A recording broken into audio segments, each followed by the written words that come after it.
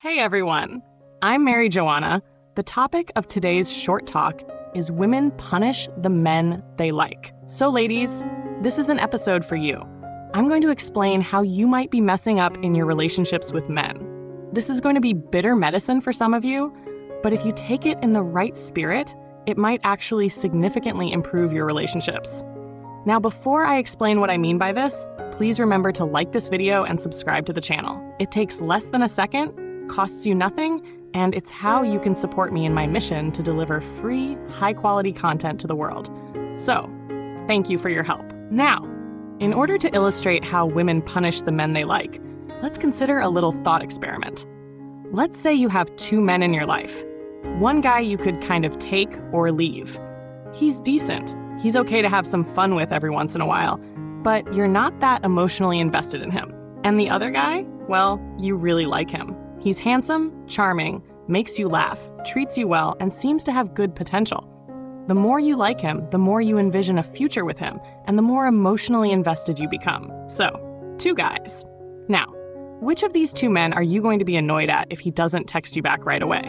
Which of these two men are you going to get jealous of if he spends time with other women? Which of these two men are you going to pester if he's not showing sufficient enthusiasm and doing what you want? Do you get what I'm saying? The second guy, whoever he is, apparently has been able to successfully attract you and engage your emotions.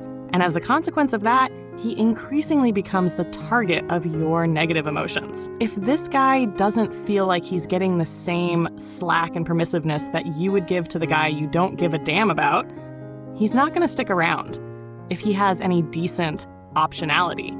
And that's how your attraction drives good men out of your lives. Now, I'm not saying you have to put up with bad behavior. What I'm saying is that emotions don't change the definition of bad behavior. Good or bad, right or wrong, is determined by the explicitly negotiated agreement of the relationship, or by some overarching morality that both parties voluntarily subscribe to, not by how you feel about the person involved.